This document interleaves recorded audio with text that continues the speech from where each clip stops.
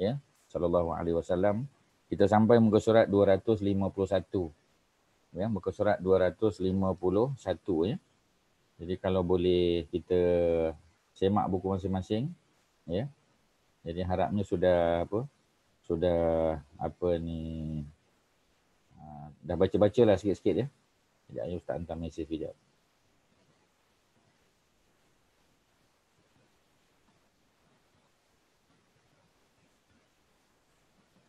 Okey, jadi mari kita sama-sama memberi perhatian pada muka surat 251 bermula daripada yang atas sekali ya, paragraf. Siapa yang tak apa tu?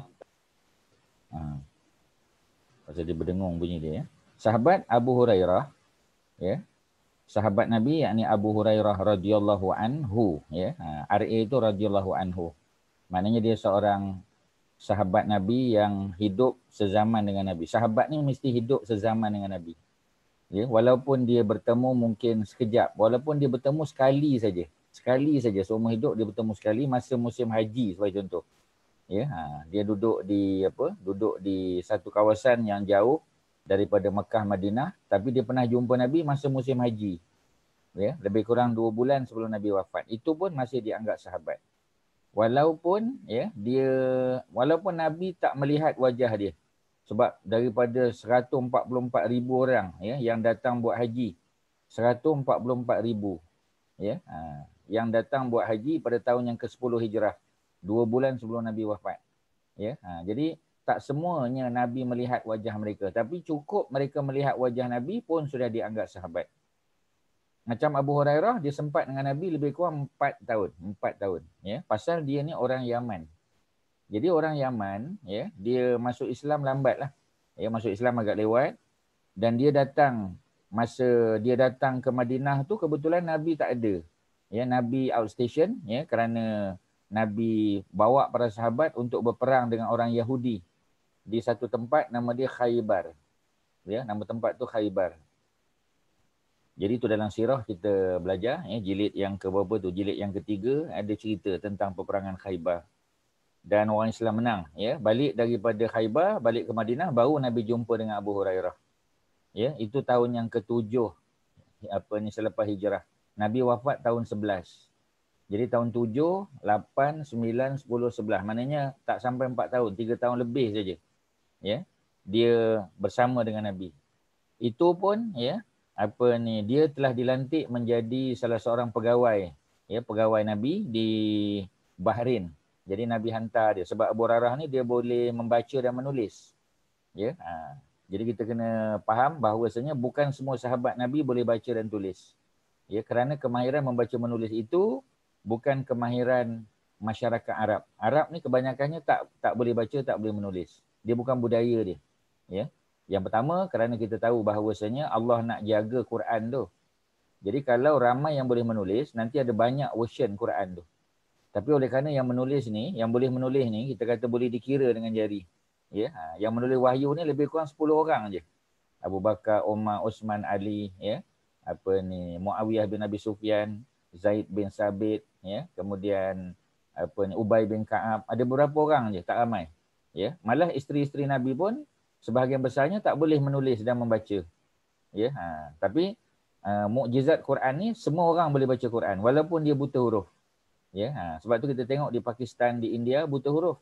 Ya, orang miskin, ya, tak pernah pergi sekolah tetapi dia boleh membaca Al-Quran. Itu kerana Quran mukjizat. Bagi dia surat khabar tak boleh baca, bagi dia majalah tak boleh baca. Tapi bagi Quran boleh baca. Ya, jadi itu yang pelik tu tuan-tuan, ya. Sebenarnya tak pelik kerana Quran adalah mukjizat. Jadi Abu Hurairah orang Yaman, nama sebenar dia Abdul Rahman. Nama sebenar dia. Tuan-tuan kena catat, nama sebenar Abdul Rahman. Ya, tapi dia dikenali sebagai Abu Hurairah. Maknanya itu gelaran dia. Ya, kerana dekatnya Abu Hurairah ini dengan sekumpulan kucing. Salah satunya kucing betina. Anak kucing betina yang kita panggil Hurairah. Ya, sebab itu Nabi panggil dia Abu Hurairah, maknanya pemilik ataupun tuan kepada anak kucing betina. Abu tidak semestinya makna bapa. Ya, Abu juga boleh makna the owner. Ya, makna pemilik ya kepada sesuatu perkara, termasuklah binatang peliharaan. Jadi Abu Hurairah menceritakan bahawa apabila Nabi marah dalam keadaan berdiri, maknanya ketika Nabi marah tu Nabi dalam keadaan berdiri, maka baginda akan berusaha untuk duduk. Kita dah belajar ni, kita panggil anger management, kita panggil. Pengurusan marah. Jadi kalau Nabi berdiri, kata Abu Hurairah, ni pengalaman dia dengan Nabi. Maka dia tengok Nabi akan duduk. Jika marahnya dalam keadaan duduk, mana duduk pun masih nak marah juga, maka baginda akan berusaha untuk berbaring. Dan setelah itu marahnya akan hilang dengan sendirinya. Jadi Nabi buat macam tu. Jadi maknanya sahabat bila tengok Nabi buat macam tu, maka mereka pun tiru. Rasulullah sallallahu alaihi wasallam sangat khawatir apabila kemarahan baginda melampaui batas. Marah ni boleh tuan-tuan. Marah pada tempatnya boleh. Sebagai contoh, kita marah bila melihat ada orang yang dizalimi.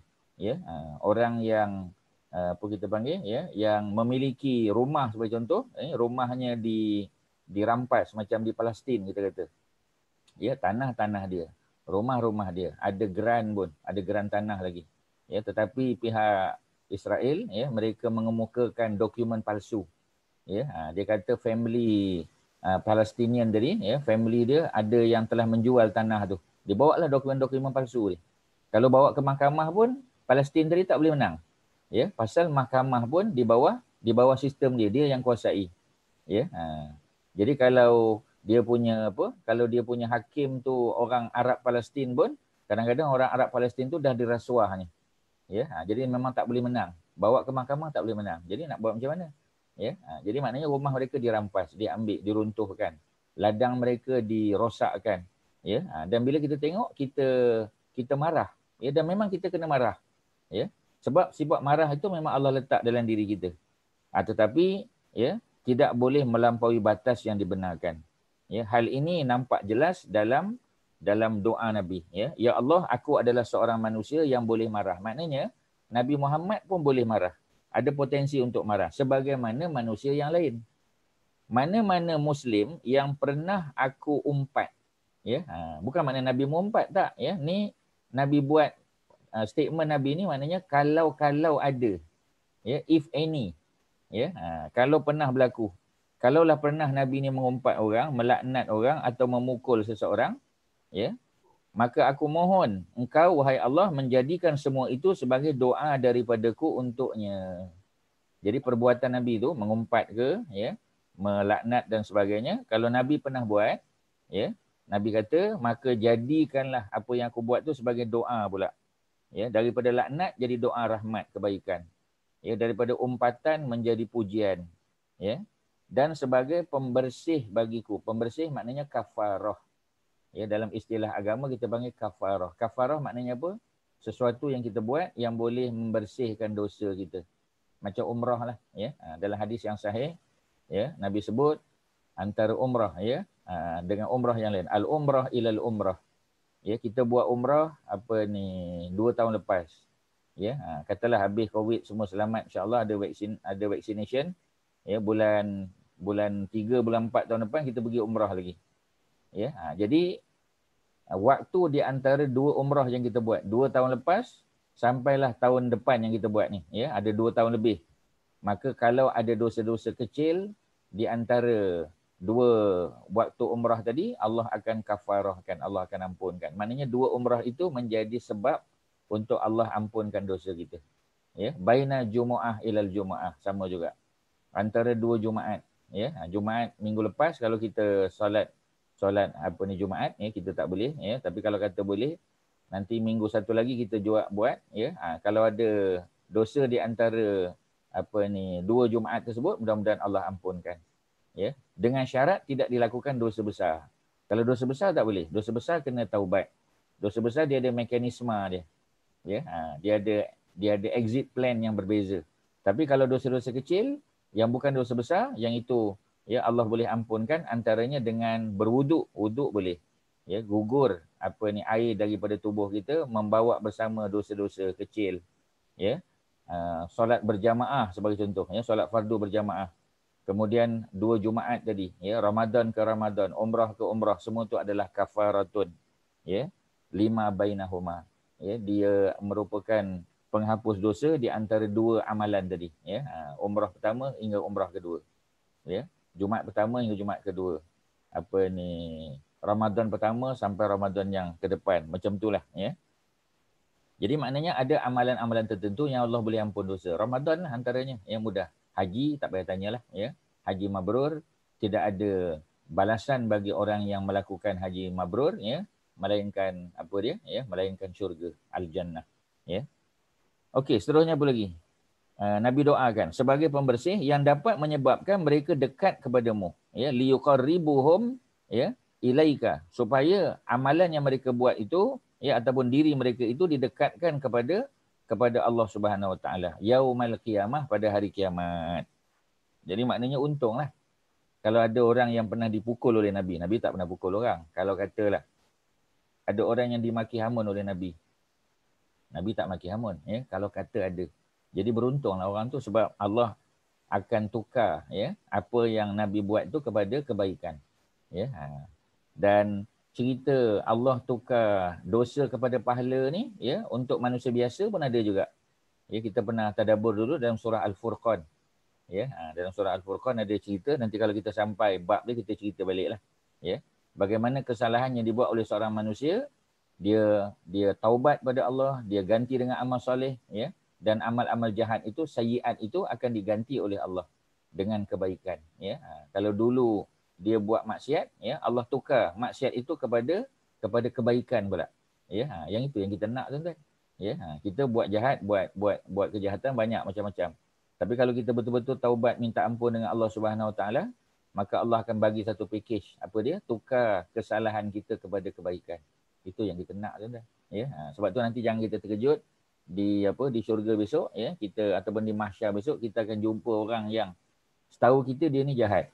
Macam mana boleh pahala dia banyak, ya? Antara sebabnya Allah tukar. Yubaddilullahu sayyiatihim hasanat. Yubaddilullah, Allah tukar, ya, dia punya kejahatan kepada hasanat. Ya, mudah-mudahan kita termasuk dalam golongan tersebut. Ya, amin ya rabbal alamin. Okey, ya. Nabi orang apa kita panggil, ya, Nabi bukanlah orang yang suka mengumpat ataupun melaknat. Nabi tak buat, ya. Bahkan baginda sangat melarang tindakan seperti itu. Baginda adalah orang yang berlapang dada, ya, penuh dengan kelembutan, ya, al-hilmu, ya, ar-rifqu, dan Nabi memiliki akhlak yang sangat mulia, ya. Ini semua kita dah tahu dah. Rasulullah juga sangat menggalakkan umatnya untuk bersikap lemah lembut. Ya, sikap lemah lembut tu kita dah belajar di awal bab ni, ya. Bab yang kita belajar ni ialah bab yang ke-12 ni, memang tajuknya lemah lembut, berlemah lembut, bersifat lemah lembut, ataupun diterjemah dalam bahasa Arab dengan al-hilmu, al-hilim, ya, hilmu ataupun ar-rifqu. Dua-dua tu ada disebut dalam hadis awal dulu. Kita tak ulang lah. Tuan-tuan dan puan-puan, kita dah ulang 2 kali dah, ya. Tuan-tuan boleh baca balik awal bab ni. Okey, ya. Seterusnya apa lagi? Rasulullah juga sangat menggalakkan umatnya untuk bersikap lemah lembut. Nabi lemah lembut dan Nabi suka umatnya pun lemah lembut. Sesungguhnya, ya, antaranya ialah dalam sabda Nabi. Antaranya ialah sesungguhnya orang yang lemah lembut boleh mencapai darjat orang yang berpuasa pada siang hari. Ini kena ambil perhatian, tuan-tuan. Ya, kita puasa siang hari taklah rajin. Ya, jarang buatlah. Ya, tapi insya-Allah macam kita kata puasa apa? Puasa Arafah insya-Allah buat. Ya, puasa apa lagi? Puasa hari Ashura kita buat. Ya, Ramadan memanglah tak tinggallah, kan. Tetapi macam tadilah, ya, puasa-puasa lain jarang kita buat.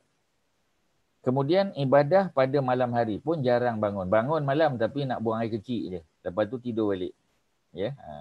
Jadi maknanya orang yang puasa pada siang harinya kurang, puasa sunat lah maksudnya, dan sembahyang malamnya pun kurang, tetapi kalau dia seorang yang lemah lembut, ya, lemah lembut pada tempatnya, ya, bukan semua benda dia lemah lembut. Ada tempat kita marah, kita tengok orang Palestin kena apa, kita pun kata tak apalah, nak buat macam mana, ya, dia punya nasib, kita kata, ya, bukan macam tu. Kita kena ada sifat marah. Jadi sifat lemah lembut yang kita amalkan tu, ya, boleh mencapai darjat orang yang puasa. Seolah-olah dengan sebab sifat lemah lembut kita tu, ya, mudah-mudahan Allah bagi pahala macam pahala orang puasa siang hari dan ibadah malam hari. Ya, hebat tu, tuan-tuan. Ya, jadi kena bersifat lemah lembut lah. Ya, ustaz pun tak kata kita kita panggil, kita boleh sentiasa, tapi kita berusahalah mudah-mudahan. Seterusnya, tiada tegukan. Ya, tegukan macam kita orang minum lah, macam kita minum sesuatu. Ya, tiada tegukan bagi seorang hamba yang keutamaannya melebihi tegukan menahan marah.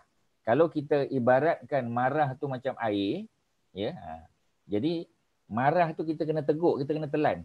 Ya, kita kena telan, kita kena sembunyikan marah tu. Jangan kita luahkan. Ya, pada tempat yang tak sepatutnya. Ya. Jadi orang yang boleh menahan marah, ya, dianggap ataupun diibaratkan, ya, orang yang paling utama dari segi menelan kemarahan dia tersebut. Mana dia boleh kontrol marah dia. Ya, ibarat kalau dia minum, seolah-olah macam dia teguk, dia telan, ya, sifat marah tadi dengan niat mendapatkan pahala daripada Allah. Ya, jadi kalau tujuan dia nak dapat pahala, walaupun dia betul, ya, kadang-kadang dia tak nak melawan. Ya, dia tak nak berdebat lah. Ada setengah orang, ya, orang Melayu kata menegakkan benang basah. Dia salah tapi dia tetap nak pertahankan juga. Kita tahu dia salah, kita ada fakta. Kita diam je lah. Malah kita layan. Ya. Sebab kalau layan nanti lagi apa kita panggil, ya, lagi banyak dosa kita. Ya. Jadi oleh kerana itu kita biarkan je lah. Ya, kita tak layan dia pun. Ya. Tapi bukanlah maknanya kita tidak mempertahankan hak kita. Ya. Jadi maksudnya kalau ada benda yang kita boleh diam aja lah. Ya, sebab apa? Sebab sifat tidak mau berdebat, ya, sifat lemah lembut itu termasuk perkara yang sangat dimuliakan dalam agama. Tiada yang lebih sabar daripada Allah dalam mendengar ucapan yang sangat menyakitkan. Ya, memanglah kalau kita nak tengok manusia yang paling sabar baginda Nabi Muhammad sallallahu alaihi wasallam, ya, tetapi sudah tentu Allah lah yang Maha Sabar. Ya, kerana lagi banyak orang buat benda tak elok, cakap benda yang tak sepatutnya, ya. Jadi kalau kita nak kata sabar, Allah lah yang Maha Penyabar. Orang yang menetapkan bahawa Allah mempunyai anak, Allah tak ada anak, ya. Tapi siapa yang kata nak Allah ni ada anak? Orang Yahudi, ya, dan Nasrani, ya, Datuk Osman kan, ya. Orang Nasrani dia kata Nabi Isa alaihissalam tu anak Tuhan kan, ya. Sedangkan Allah lam yalid wa lam yulad. Allah tak ada anak dan Allah tak ada parents. Allah tak ada mak bapak. Ya, tapi macam mana boleh orang kata Allah tu ada anak? Ya, dia jadi son of God. Ya, Nabi Isa. Kalau orang Yahudi pun anggap Allah ada anak. Siapakah anak Allah di kalangan orang Yahudi anggap siapa dia? Nabi siapa? Ya. Uzair. Nabi Uzair, ya, Ain, ya, Nabi Uzair. Nabi Uzair itu dianggap sebagai anak Tuhan. Ya. Nanti orang tanya pula mana hujah dia, ada dalil dia. Ayat 30. Ya, ayat yang ke-30 surah At-Taubah. Ya. Ayat yang ke-30 surah At-Taubah, surah 9. Wa qalatil yahudu Uzairun ibnullah. Berkata orang Yahudi, Uzair itu anak Tuhan. Ya, berkata orang Nasrani, ya, bahawasanya Isa Al-Masih itu adalah anak Allah, anak Tuhan. Jadi dua-dua ahli kitab Yahudi dan Nasrani, dua-duanya menganggap Allah itu ada anak. Sedangkan Allah tidak ada anak. Lam yalid wa lam yulad. Allah tak ada anak. Ya, mereka kata Allah ada anak. Mereka juga membuat sekutu sembahan untuknya. Ya, jadi mereka buat sekutu. Mana mereka buat berhala sebagai sembahan. Ini benda-benda yang memang menyakitkan hati kalau kita dengar. Ya, tetapi Allah tetap, ya, menunjukkan kesabarannya. Meskipun demikian, Allah tetap menganugerahkan kesihatan dan rezeki kepada mereka. Jadi kita tengok orang Buddha tu contoh. Mereka sembah patung, ya. Orang Hindu sembah patung, ya. Sembah dia punya dewa-dewa dia, ya. Dewa Krishna, Siwa, Murugan, macam-macam. Dia buat patung besar di Batu Cave tu, ya. Jadi apa ni, nak bagi tahu bahawasanya apa yang mereka buat tu sangat menyakitkan hati, ya. Sepatutnya Allah boleh hukum mereka pada masa itu juga, ya. Tetapi Allah menganugerahkan kesihatan. Kita tengok Tok Sami apa semua sihat-sihat badan, tak ada sakit pun. Ya, kita dah apa kita panggil high blood pressure lah, kerja manis lah, ya, macam-macam. Masalah buat pinggang lah, masalah tu, masalah ni. Kita tengok dia sihat aja. Ya, rezeki pun banyak. Ya, sedangkan tak pernah sembah Allah, tak pernah letak dahi dia untuk menyembah Allah, tak pernah. Ya, tetapi kita tengok macam mana, ya, mereka ini boleh diberikan anugerah oleh Allah tetap juga, tapi Allah bagi itu dalam keadaan Allah murka lah. Kita panggil istidraj. Ya, Allah bagi tapi dalam keadaan Allah murka. Tapi mereka dapat juga. Ya, kerana sifat, ya, apa kita panggil rahmat Allah Subhanahu Wa Taala. Orang kafir Quraisy samalah, ya. Mereka menjadikan sembahan patung-patung sebagai sembahan, ya. Yang popular di kalangan masyarakat Arab Quraisy ini ialah tiga lah yang paling popular, ya. Al-Uzza, ya, Al-Lata, yang kedua Al-Uzza, yang ketiga Manat.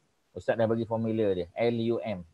Formula berhala yang disembah oleh orang Arab jahiliyah, ya. L Lata, ya. U Uzza, M Manat. Jadi jangan lupalah LUM. Lata, Uzza, Manat. Ya. Cuma Lata tu ada Al-Lata. Uzza, Al-Uzza. Tapi Manat tidak ada Al depan. Ya. Macam mana apa ni Ustaz tahu? Ya. Daripada mana buktinya? Daripada Quran. Quran bagi tahu. Surah An-Najm pula. Ya. Surah An-Najm, surah yang ke-53 dalam Quran. Surah Bintang. An-Najm, surah Bintang, surah 53, ayat yang ke-19 dan 20. Ya, Allah sebut 3 berhala. Jadi nama berhala pun ada dalam Quran.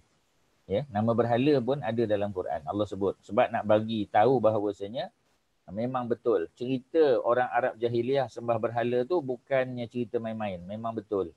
Ya, jadi 3 berhala besar tu disebut Al-Lata, Al-Uzza dan Manat. Formula dia LUM. Ingatlah, LUM. Lata, Uzza, Manat.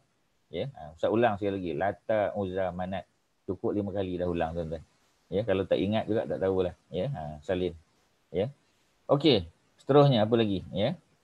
Jadi apa Rasulullah bersabda, sesungguhnya kemarahan adalah bara api yang menyala di hati. Kemarahan tu macam bara api.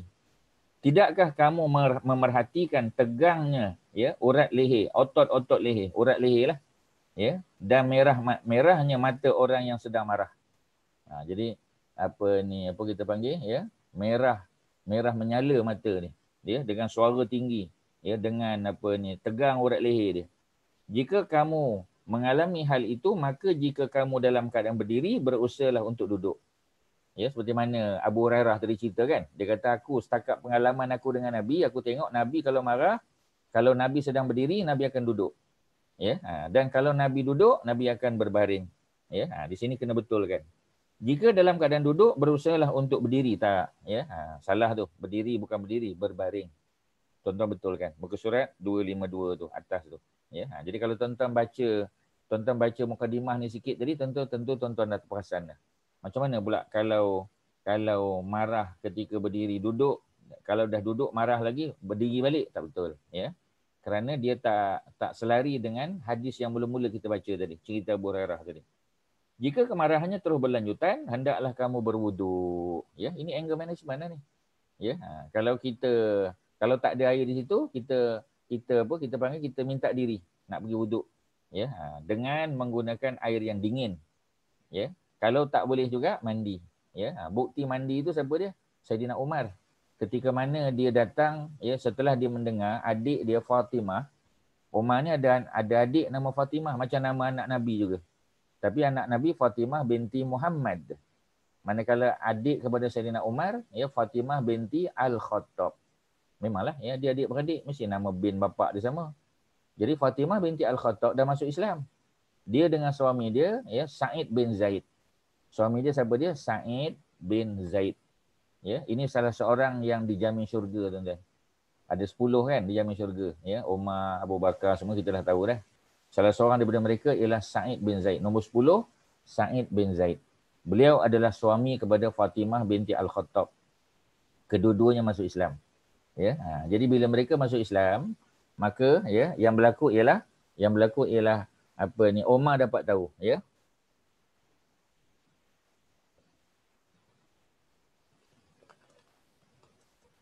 Umar dapat tahu bahawasanya adik dia dan adik ipar dia dah masuk Islam.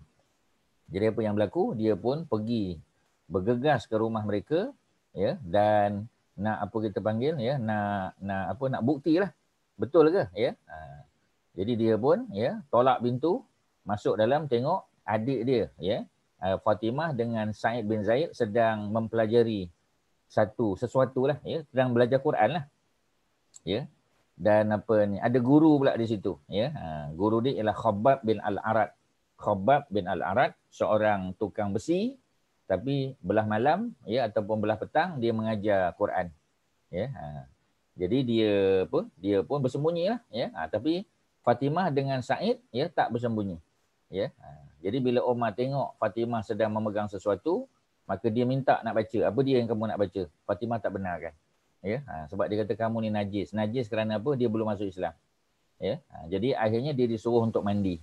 Ya, Umar Sayyidina Umar sedang marah. Ya. Jadi sudah tentulah dia tak dengar hadis ni kan. Yang kalau marah berdiri kena duduk, kalau lepas duduk kena baring, ya, ataupun berwuduk, macam mana dia nak tahu wuduk? Ya, dia belum masuk Islam lagi. Jadi yang senangnya Fatimah suruh dia mandi. Setelah dia mandi tenang dia. Ya, daripada marah jadi tak marah. Ya, lalu dia minta untuk membaca apa kita panggil ya, lembaran tadi yang dipeluk oleh Fatimah. Lalu bila dia baca, rupa-rupanya awal daripada surah Toha. Ya, beberapa ayat daripada surah Toha. Ya, itu yang orang ambil tafaul dia panggil. Tafaul tu makna ambil sempena. Oleh kerana Umar yang sedang marah pun tenang bila baca awal surah Toha, mudah-mudahan sesiapa yang membaca awal surah Toha dia menjadi tenang juga. Mudah-mudahan. Ya, ambil daripada sempena peristiwa tadi. Bukan Nabi cakap. Ya, ini kita panggil tafaul, ambil sempena. Macam kita namakan anak kita, cucu kita dengan nama-nama yang baik. Ya, kita namakan dia Fatimah sebagai contoh. Mudah-mudahan jadi macam Fatimah anak Nabi. Kita namakan Aisyah, mudah-mudahan jadi Aisyah macam isteri Nabi, kita kata. Ya, sifat dia tak banyak sikit, kita kata tempias dia. Ya, ini dalam istilah fiqh kita panggil tafaul, ambil sempena. Ya, kita namakan anak cucu kita dengan nama yang baik, nama Nabi, nama Rasul, nama orang beriman, nama para sahabat, ya, nama para alim ulama, ya. Mudah-mudahan, ya, mudah-mudahan tu itu tafaul lah tu. Kita harap kita namakan dia dengan nama yang baik, mudah-mudahan dia jadi baik sungguh, ya. Macam apa kita namakan anak kita tadilah, ya, Aisyah kita namakan. Namakan Aiman, ya. Aiman maknanya seorang lelaki yang penuh keberkatan, ya. Tapi jangan panggil Man, jangan panggil Ai, ya. Jadi kena panggil Aiman, ya. Kita kena sebut nama penuh. Ya, bila kita sebut maka dia membawa doa, jadi doa dia. Ya, cuba bayangkan 40 orang doakan Aiman, Aiman, Aiman. Ya, orang yang lelaki yang berkat, memang berkat sungguh lah, mudah-mudahan hidup dia. Ya, macam itulah contoh dia. Kita namakan anak tu Muhammad yang sentiasa dipuji. Ya, Muhammad dipuji dan terus dipuji. Mudah-mudahan dia jadi orang yang terpuji, tak buat jahat dia, mudah-mudahan. Macam itulah, ya, itu dipanggil tafaul. Ya. Kerana apa? Ya, kerana para ulama silam, ya, para as-salafus salih, mereka juga menamakan anak-anak mereka dengan Abdullah, ya, dengan apa kita panggil, dengan Muhammad, ya, dengan Omar, ya, dengan Ali, dengan Osman, nama-nama yang baik. Ya, nama-nama para sahabat yang sudah dijamin syurga. Ya, itu bukti dia. Jadi balik pada cerita Omar tadi, ya, Omar jadi tenang. Ya. Kalau kemarahan itu berterusan, di sini disebut berwuduk dengan air dingin ataupun mandi, kerana sesungguhnya api tidak akan padam kecuali dengan air. Ya. Jadi air itu boleh memadamkan api. Ya. Seterusnya, banyak ajaran yang mulia seperti akhlak yang terpuji, sikap lemah lembut yang terdapat dalam sunnah Nabi. Sunnah makna kebiasaan. Ya, jadi orang tanya sunnah ni apa? Sunnah ni adalah kebiasaan. Ya, benda yang Nabi selalu buat, Nabi buat secara berulang kali, itu dipanggil sunnah. Ya, dan sunnah ini, ya, ada yang bersifat ibadah, ada yang bersifat adat. Ya, jadi tuan-tuan jangan pukul rata semua sunnah tu ibadah. Ya, ada sunnah ibadah, ada sunnah adat. Ya. Sunnah adat tu ialah perkara yang Nabi biasa. Contohnya kita kata Nabi biasa pakai jubah, ya. Itu sunnah adat, bukan sunnah ibadat. Ya, hukum asalnya ialah adat saja. Siapa nak pakai jubah, pakailah. Tapi jangan kata orang yang pakai jubah tu lebih sunnah daripada orang yang pakai baju Melayu. Orang yang pakai jubah itu lebih sunnah daripada orang yang pakai baju batik. Ya, kita tak boleh kata macam tu. Sebab memang Nabi berjubah selalu, tetapi itu adalah sunnah adat. Kerana memang masyarakat Arab pakai jubah. Macam serban kan, ya. Orang jahiliah Arab yang tidak Islam pun pakai jubah dan pakai serban, sebab itu pakaian mereka. Ya. Tetapi kalau yang berkaitan dengan ibadah, ya, macam kita kata solat sunat duha, ya, 4 rakaat dengan 2 salam. Itu sunnah Nabi. Ya. Kemudian kita kata solat qabliyah zuhur 4 rakaat, tu sunnah Nabi. Ya, ba'diyah zuhur 2 ataupun 4 rakaat, ba'diyah maghrib 2 rakaat, ba'diyah isyak 4 rakaat. Ya, puasa sunat Isnin Khamis. Kemudian berzikir, ya, baca subhanallah, alhamdulillah, Allahu akbar 33, 33, 30. Itu semua sunnah lah tu yang diberi pahala. Ya. Jadi kalau orang tanya kita sunnah apa, makna kebiasaan. Kebiasaan ada dua. Satu kebiasaan yang bersifat ibadah, satu lagi kebiasaan yang bersifat adat. Tentu kena bezakan. Jangan pukul rata. Ya, kita kata semua Nabi buat ni adalah sunnah, dapat pahala. Nanti dulu. Ya. Sebab apa? Sebab macam makanan kita kata. Ada benda yang Nabi suka, kita mungkin tak berapa minat. Contoh kita kata apa istilahnya, Nabi suka makan apa? Nabi suka makan apa kita panggil tu, labu kan? Ya, labu air. Nabi suka makan labu air. Kita mungkin tak berapa suka. Makan juga tapi tidaklah minat sangat. Ya. Adakah kita dianggap kalau orang bagi kita makan labu air kita tak makan, adakah kita menolak sunnah? Tak. Ya, jangan pukul rata. Ya. Jadi maknanya itu makanan yang Nabi suka. Kerana suka tak suka ni kan sifat manusia. Tentang makanan lah terutamanya. Ya. Jadi maknanya kita tak berapa suka. Kita suka makan benda lain. Kita suka makan tembikai contoh. Dan Nabi pun suka makan tembikai. Okey, sama. Kita kata ni makanan sunnah. Sebab kita suka maka kita kata sunnah. Tak boleh kata macam tu. Ya, sebab dia bersifat makanan tu pilihan manusia. Ya, macam kita kata dog kan. Dog tu ialah biawak padang pasir. Ya, ketika mana Nabi bermalam di rumah Maimunah, ya, isteri Nabi yang terakhir Nabi kahwin, Maimunah. Ya, Maimunah itu pula adalah mak saudara kepada Khalid bin Al-Walid. Khalid, ya, mak saudara dia Maimunah.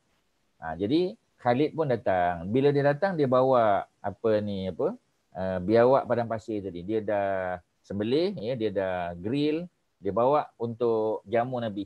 Bila Nabi bila Nabi nampak, Nabi rasa macam selera nak makan.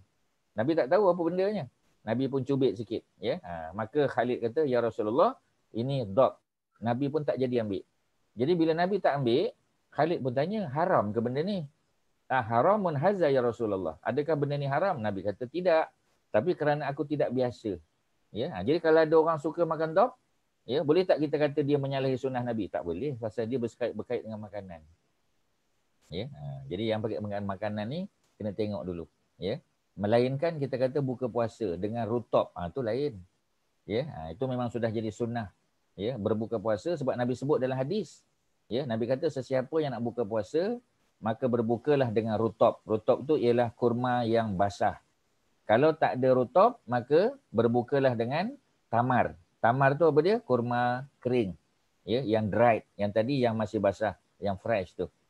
Kalau tak ada rutop, tak ada tamar, ya, maka hiruplah air 3 teguk.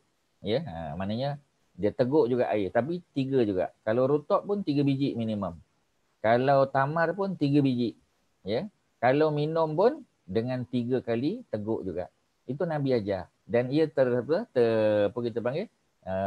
terakam sebagai sunnah. Jadi kita ikutlah macam Nabi. Ya. Jadi walaupun ada air zam-zam depan kita, kita nak buka puasa, tadi kita buka puasa, ya, sebab kita puasa sunat Isnin Khamis, tadi Isnin, katalah kita nak buka puasa. Bila kita nak buka puasa, kita ingatkan rutop ada dalam peti sejuk. Rupa-rupanya cucu dah makan. Dia habiskannya. Ya, sebab rutop tu sedap. Ya, kita ingatkan ada, rupanya habis. Kita pun duk cari, kita kata rutop dah habis. Oh, tadi cucu tak tahu yang mana satu makan. Tak apalah. Kita pun cari kurma. Kurma pun tak ada, tuan-tuan. Ya, jadi kita boleh minum air air mineral saja. Maknanya air putih. Ya, air putih. Mana air yang belum bercampur dengan sesuatu perasa. Ya, bukan air sirap, ya, bukan air lain-lain, air putih dulu. Nak minum sirap dan sebagainya itu kemudian. Ya, itu sunnah yang Nabi ajar. Sebab itu ketika Nabi berpuasa di Mekah, Nabi pernah puasa di Mekah pada bulan Ramadan, ya, Nabi buka Mekah dan Nabi berbuka di Mekah. Tidak ada, ya, sahabat yang cerita bahawasanya walaupun di Mekah tu banyak air zam-zam, Nabi buka dengan air zam-zam. Tak. Nabi buka tetap dengan rutop juga kalau ada. Kalau tak ada dengan tamar. Kalau tak ada juga, barulah zam-zam. Zam-zam tu duduk nombor 3, tuan-tuan. Ya, nombor 1 tetap rutop. Sebab itu memang dia punya, kita panggil sekuen dia. Ya, itu dia punya, istilahnya, tertib dia. Ya, yang kita kena follow. Ya, itu termasuk sunnah ibadah. Ya, tapi yang lain-lain, ya, itu masing-masing lah. Ya, macam Ustaz sebut tadi Nabi suka makan sebagai sayur tadi, tuan-tuan. Apa yang Nabi suka makan tadi? Apa labu. dia? Labu air. Kena sebut labu air. Jangan sebut labu saja. Kerana kalau labu, pumpkin. Ya, dan ramai. Kadang-kadang ustaz pun tunjuk gambar pumpkin. Pumpkin tu memanglah Nabi makan. Tetapi yang menjadi kegemaran Nabi ialah yang labu air. Ya, labu air. Ya, dia panggil apa kita panggil? Vegetable apa dia panggil? Ya, vegetable marrow. Ya, labu air yang dibuat sayur. Kalau kita pergi kedai mamak biasa makan kari ayam ya dengan apa ni apa? Dengan apa istilahnya ya. Kuah dia kuah kari lah ya. Tapi dia ada peria goreng ya biasanya dan juga apa ni sayur labu tadi ya, labu air. Itu biasa. Ya, okey. Nak berhenti situ, tak mau cerita makan panjang-panjang. Ya, cuma sebab mudah Ustaz nak bagi contoh. Okey, setakat ni tuan-tuan ada soalan tak? Ya, Haji Jamal ada apa nak tanya? Haji Jamal, ya. Silakan. Tak ada lagi, tengah duk dengar je ni. Oh, tengah duk dengar. Tapi nampak macam baru bangun duduk tadi. Tak ada, dia alih duduk pasal dia kalau mengantuk dia kena alih tempat duduk. Alih tempat duduk. Mana duduk kursi yang sama juga. Yalah, tapi alih ponggong lah. Alih ponggong Angkat ponggong letak balik kan. Angkat ponggong Ustaz. Ya. Jadi alih tu macam duduk tempat lain kan, ya. Tapi tengok tempat yang sama juga. Okey, tak apa, gurau je, ya. Jadi kalau ada soalan silakan, ada siapa-siapa nak tanya, ya. Kak Masyitah ada apa-apa soalan nak tanya? Haji Ahmad Nazri ada apa-apa yang berkait dengan tadi, yang Ustaz sebut sunnah tadi. Okey, sekali lagi. Sunnah tu apa maknanya sunnah tuan-tuan? Sunnah tu ialah kebiasaan Nabi. Kebiasaan Nabi. Tapi kebiasaan terbahagi dua ya. Haji Nazri ya, kebiasaan terbahagi dua. Ada kebiasaan sunnah yang ibadah, satu lagi kebiasaan yang bersifat adat saja. Macam pakai jubah. Nak pakai jubah ke, nak pakai baju Melayu ke, nak pakai baju apa pun tidak ada masalah. Kerana yang sunnahnya ialah menutup aurat. Menutup aurat tu yang sunnah. Tapi apa jenis pakaian, silakan. Boleh pakai apa saja. Ya, jubah pun tak ada masalah. Boleh pakai jubah butang 3, boleh pakai jubah butang 5, boleh buat jubah cekak musang. Tidak ada masalah. Kerana itu fashion. Nabi bila sahabat balik pada Yaman, mereka belikan Nabi jubah Yaman, Nabi pakai. Kalau mereka pergi ke negeri Syam, mereka balik belikan Nabi jubah Syam, Nabi pakai. Ya, ada jubah Nabi yang berkancing, ada yang kita kata apa ni, terbuka dia punya lengan, macam-macam jenis. Ya, kerana apa? Kerana itu fashion. Selama mana dia tidak tasyabuh dengan agama lain. Maknanya kalau pakaian tu pakaian padri, tak boleh lah. Pakaian tu bersifat pakaian orang yang menyembah berhala, tak boleh. Tapi kalau pakaian tu pakaian budaya umum dan dia menutup aurat, silakan. Ya, itu dia punya prinsipal dia, ya, dia punya kaedah dia. Okey, ya, selesailah. Kita sambung, ya. Ni cerita hadis pula. Jadi, ya, ada soalan ya? Ya, Haji Mak Syah. Siapa je nak tanya? Tak ada ya? Macam ada suara. Macam ada suara misteri pula. Siapa tak tahu? Ya, Ustaz dengar ya. Okey, tak apa. Balik pada cerita tadi. Jadi Nabi memang sifatnya lemah lembut. Ni sifat Nabi. Dalam sunnah kita tengok banyak contoh. Selain itu, dengan mempelajari sunnah Nabi, kita akan mendapati bahawa Nabi adalah teladan utama dalam masalah ini. Dalam masalah apa pun Nabi ni contoh. Ya, dalam Quran disebut sebagai uswatun hasanah. Ya, maknanya the best example. Ya, the best role model kita panggil. Nabi lah role model kita. Kita nak solat pun kita tengok macam Nabi buat macam mana. Rukuk dia, sujud dia, apa yang Nabi baca.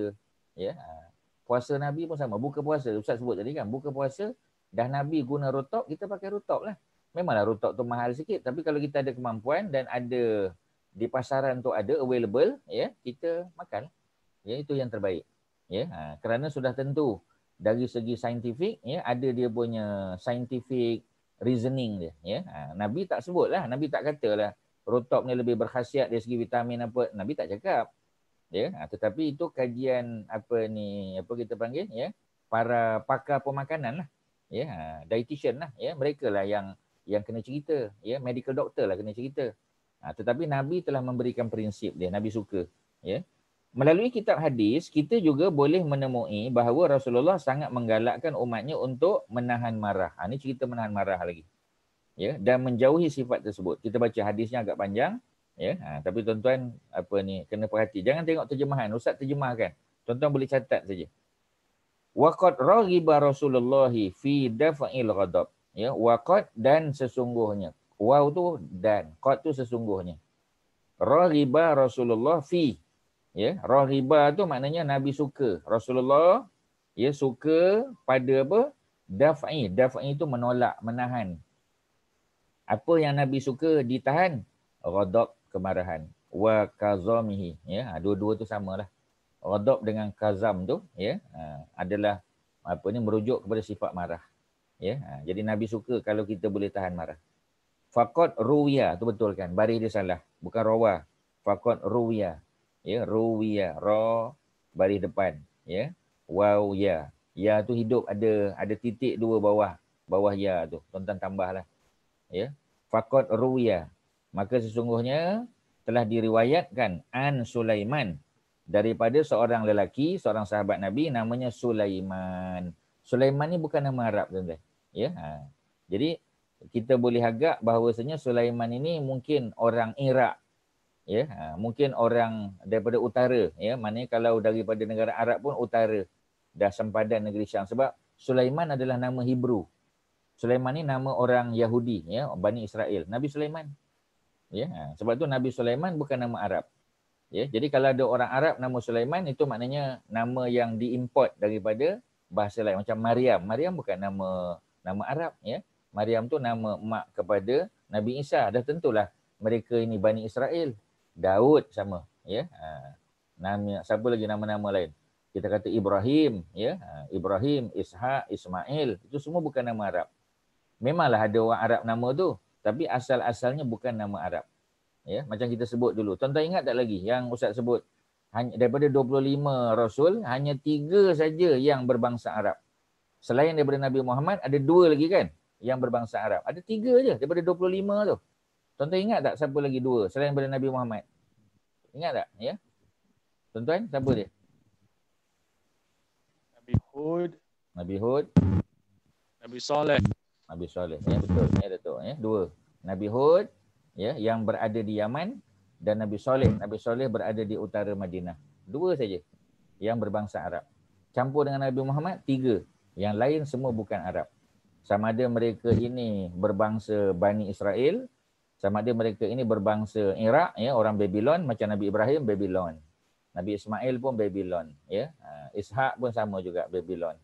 Ya, malah lahir di Palestin, kemudian dibesarkan di Mekah macam Nabi Ismail. Yang lain-lain tu kebanyakannya bukan Arab, ya. Jadi 3 saja. Jadi 3 ni saja yang nama Arab. Sebab tu Nabi Hud. Hud ni jarang orang nama Hud. Ya, kalau Soleh tu banyak. Muhammad tu ramai, ya.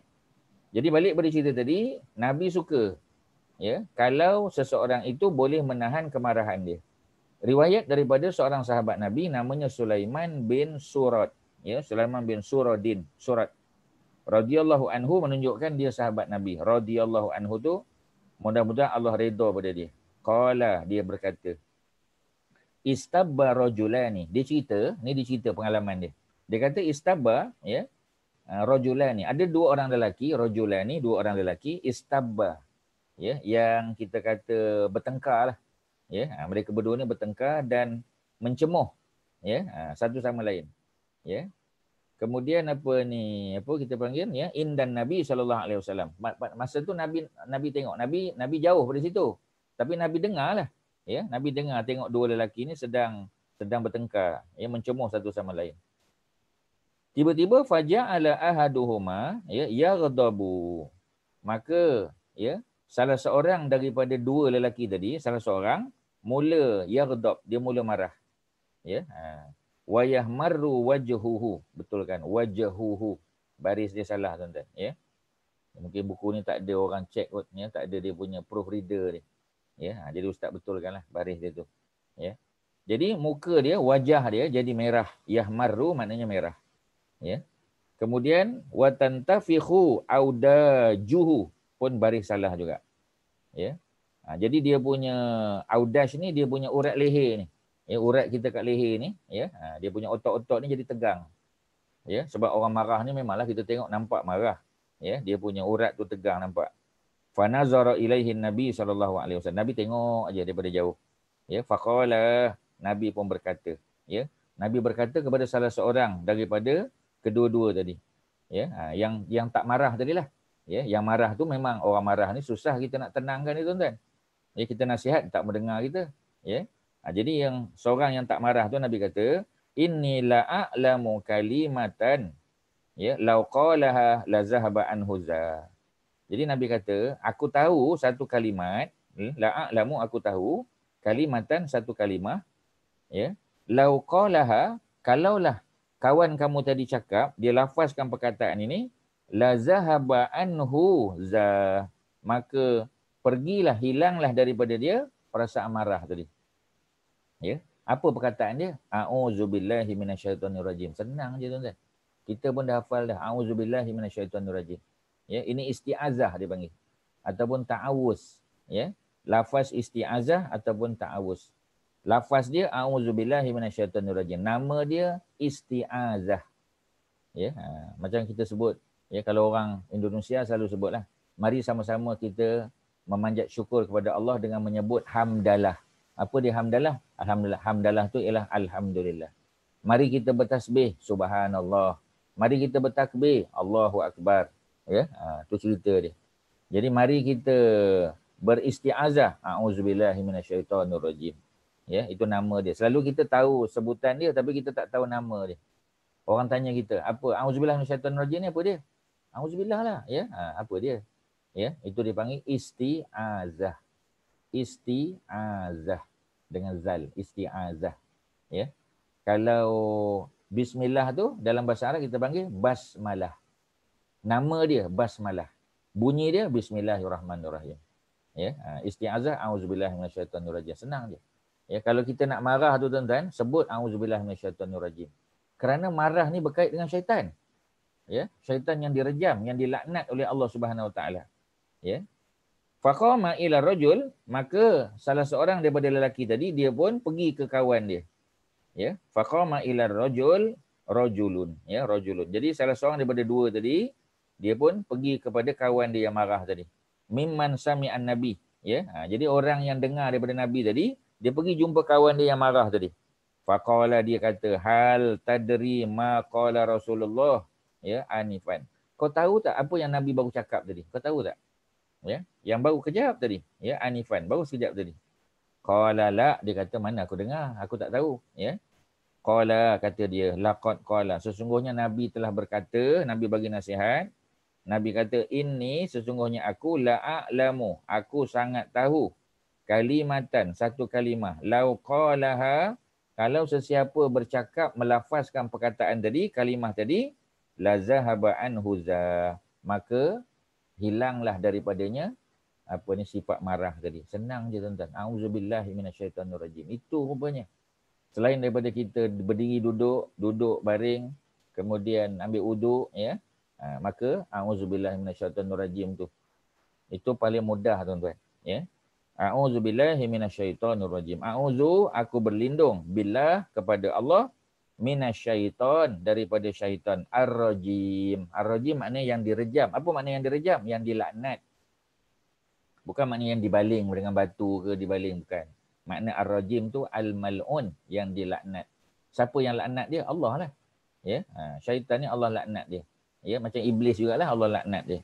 Kerana dia tidak mahu apa kita panggil tunduk hormat kepada Nabi Adam ketika mana Allah perintah mereka, ya, usjudu li Adam fasajadu, lalu mereka sujud, illa iblis, melainkan iblis. Ya, iblis, syaitan tak nak sujud. Faqala lahu rajul, maka salah seorang yang marah tadi, ya, dia dua kan, seorang yang marah, seorang yang tak marah. Ya, sebab tu Nabi bercakap dengan orang yang tak marah tadi. Nabi kata, pergi bagi tahu kawan kamu tadi. Bagi tahu dia, tahu tak macam mana cara nak hilangkan marah? Apa dia? A'udzubillahi minasyaitonirrajim. Ya. Maka berkata lelaki yang marah tadi, dia cakap berkawan dia, ya, amajnunan tarani, engkau tengok aku ni gila ke? Ya, kau tengok aku ni crazy ke? Crazy. Ya, kalau kita kata gila tu, gila masuk buat gila lah. Ya, ini makna crazy. Crazy bukan makna are you crazy? Ya. Bukan kita kata ni kena bawa pergi Tampoi ke, kena bawa pergi Tanjung Rambutan, bukan. Ya, crazy dengan makna nampak macam nak marah orang lah. Ya, kau ingat aku gila ke? Ya, jadi dia kata macam tu. Ya, sebab apa? Sebab memang orang yang marah ni nampak macam orang gila, tuan-tuan. Ya, memang nak marah orang, nak pukul, nak tampar orang. Ya, sebab itu Lafaz dia senang saja kita belajar hari ni. A'udzubillahi minasyaitonirrajim. Itu saja tuan-tuan. Simple. Ya. Okey, seterusnya ya. Jadi sahabat tadi dia ceritalah, ya, kita dah terjemahkan pun, ya. Ustaz dah terjemahkan. Selesailah. Tak payah terjemah lagi lah. Ya. Jadi Ustaz simpulkan saja apa ni hadis ni. Cerita dua orang lelaki bergaduh, bertengkar. Ya, mencemuh satu sama lain. Nabi tengok, Nabi kebetulan ada di situ. Yang mereka ni tak perasan Nabi ada. Kalau Nabi ada tak berani dia nak bergaduh tuan-tuan. Nabi tengok je, ya. Dalam apa kita panggil jarak yang agak jauh sikit.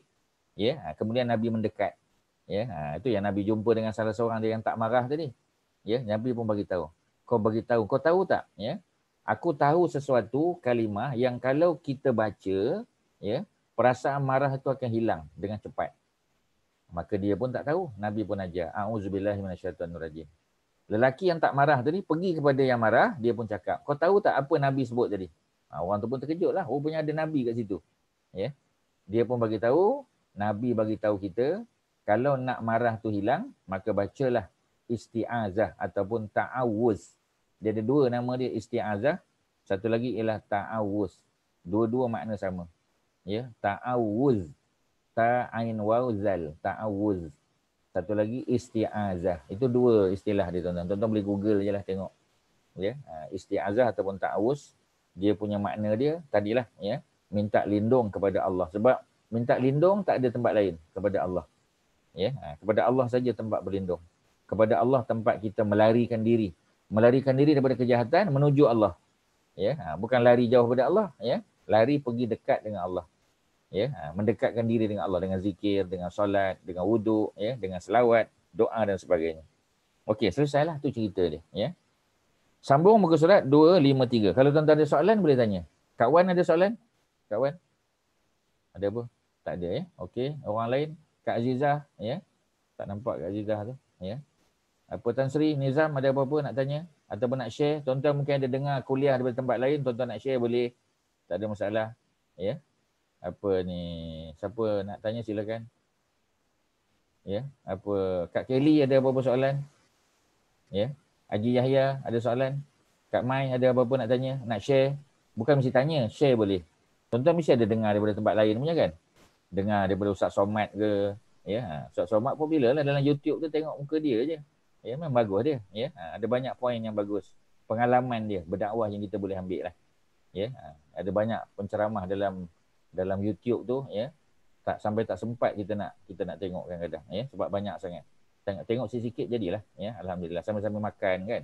Sambil-sambil kita relax tu, ya. Sambil kita dengarlah kuliah tu. Okey, tak ada, ya. Jadi kalau tak ada kita teruskan. Berkata Abu Wa'il Al-Qas, ya. Kami datang ke rumah Urwah. Jadi Abu Wa'il dia cerita dia pergi rumah, ya, rumah Urwah. Ain, ya, Urwah bin Muhammad As-Sa'di. Ya, jadi Urwah ni dia cucu kepada sahabat Nabi, Uqbah. Dia Urwah bin Muhammad bin Uqbah As-Sa'di. Ya, di situ tak ada letak nama datuk dia. Urwah bin Muhammad, Muhammad tu bapak dia. As-Sa'di tu dia punya kabilah dia, As-Sa'di. Ya, itu kabilah dia. Jadi siapa nama datuk dia? Urwah bin Muhammad bin Uqbah. Uqbah tu lah yang dengar daripada Nabi. Ya. Tidak lama kemudian ada seseorang yang datang dan berbincang-bincang dengannya. Namun ucapan orang itu membuat Urwah marah. Ya, ada jiran, ada tetamu datang, Urwah pun tengah layan, tiba-tiba datang seorang lagi. Orang ketiga datang. Ya, dia pun minta izin berbincang dengan kawan tu, tetapi orang itu membuat Urwah marah. Ya, jadi Urwah ni jadi marah.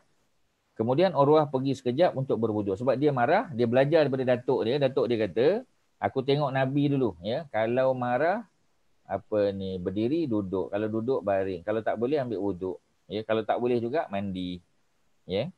Lalu berkata, ayahku pernah menceritakan. Jadi Urwah ni kata, bapak dia Muhammad ada cerita pada dia. Ya.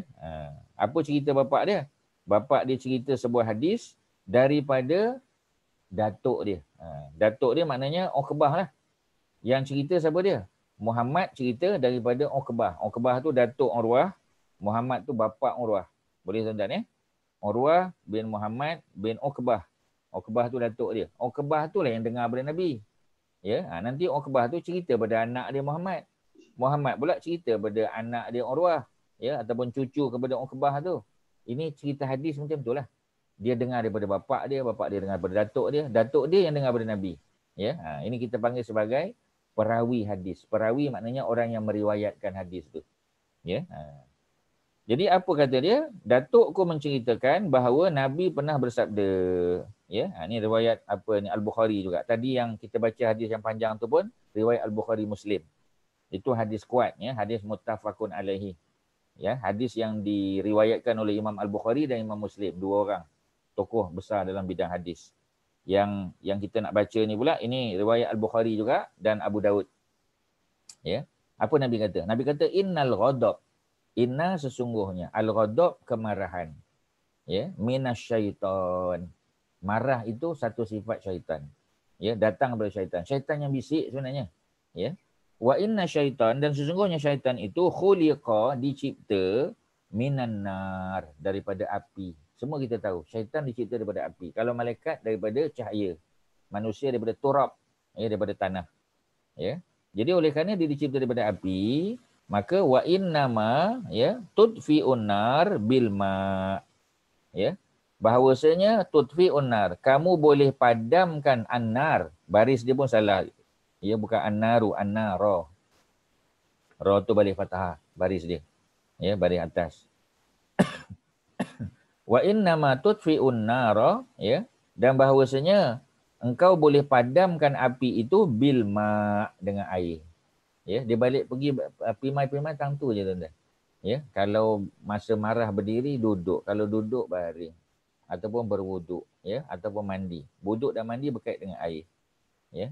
Jadi yang boleh padamkan kemarahan itu air. Sebab tu disuruh wuduk tadi tuan-tuan. Ya, di apa kita panggil disunatkan, ya, untuk berwuduk. Jadi kita wuduklah. Jadi bila kita wuduk tu kita akan rasa tenang. Terutamanya kalau kita wuduk dengan air yang sejuk, air yang dingin. Ya, jadi tenanglah kita. Ya. Fa iza ghadiba, betul kan baris dia? Bukan ghadaba, ghadiba. Ya, maka apabila ghadiba ahadukum, apabila seseorang kamu marah, falyatawadda, maka hendaklah. Lam situ makna hendak. Satu huruf saja lam. Tapi maknanya hendaklah. Ya, fa maka lam hendaklah, yatawadda dia berwuduk. Jadi kalau marah sangat ambil wuduk. Ya. Okey, itu cerita dia, ya. Siapa cerita ni? Yang cerita ni Uqbah. Uqbah pergi cerita pada anak dia Muhammad. Muhammad cerita pada cucu dia, ya, pada anak dia lah, anak Muhammad, yakni cucu Uqbah, Urwah. Urwah pula cerita pada Abu Wa'il. Ya, jadi riwayat tu macam itulah, ya. Sampailah kepada Al-Imam Al-Bukhari dan Imam Abu Daud. Barulah dibukukan. Sebab tu kalau kita tengok dalam kitab hadis apa ni Imam Al-Bukhari itu, Sahih Bukhari, kita akan jumpalah Imam Bukhari dia dengar daripada guru dia dengar daripada guru dia, dengar daripada Abu Wa'il, daripada Urwah, daripada Muhammad, daripada Uqbah, daripada Rasulullah sallallahu alaihi wasallam. Itu macam itulah ilmu hadis dia. Ya, Ustaz tak sebutlah semua detail tu. Complicated, ya, tapi secara umum untuk tuan-tuan tahu. Matan hadis dia punya teks dia tu, innal ghadab minasyaiton wa inna syaitan khuliqa minan nar wa innama tudfi'un nar bil ma. Itu dia punya matan dia dipanggil. Matan tu makna teks dia. Ya, dia punya apa kita panggil, dia punya wording dia tu. Tetapi yang riwayat-riwayat tu, itu dia punya sanad dia dipanggil ataupun dia punya perawi dia.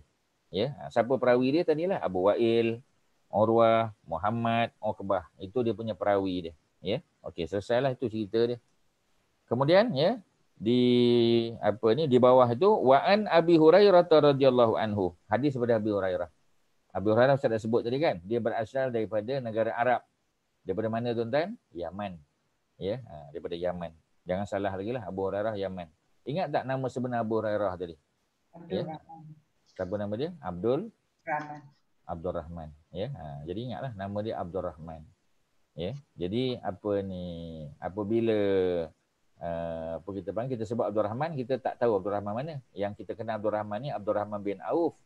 Ya, peniaga yang kaya tu. Rupanya Abu Hurairah pun nama sebenar dia Abdul Rahman juga. Cuma dia lebih dikenali dengan gelaran dia Abu Hurairah. Ya, itu cerita dia. Jadi kata Abu Hurairah ya, anna rajulan, ada seorang lelaki qala lin nabi, dia berkata kepada Nabi. Dia minta ausi ni. Dia kata, ya Rasulullah, bagilah wasiat kepada aku. Qala, Nabi pun berkata, la taghdab, jangan kamu marah. Ya, sebab Nabi mengenali orang ni. Orang ni kaki marah. Ya. Kalau Nabi kata solat berjamaah lah kamu, dia solat berjamaah dah. Ya, Nabi kata solat sunat lah kamu, dia pun di kaki solat sunat. Puasa sunat, semua dia buat dah. Tapi ada satu benda yang obvious ya daripada diri dia, ya, sifat dia apa dia? Dia suka marah. Jadi Nabi pun kata la taghdab. Faraddada mirara, Nabi ulang. Jangan marah. Ya. Qala, Nabi kata la taghdab, jangan kamu marah. Jadi mengapa? Sebab Nabi mengenali dia. Ya, jadi bila Nabi nasihat, Nabi akan tengok peribadi orang tu. Nabi kenal. Macam kita tak kenal kawan kita. Ya, kita kata dia jangan marah. Kawan tu punyalah lemah lembut. Ya, dia bukan jenis pemarah. Kita yang jenis pemarah. Ya, tapi kita nasihat orang tak kena. Sebab kita tak kenal orang tu. Sebab tu bila kita nak menasihati orang, yang terbaik ialah kita mengenali dia dulu. Kalau boleh lah. Ya, kita kenal dia, baru kita tahu. Kita nasihat tu kenalah.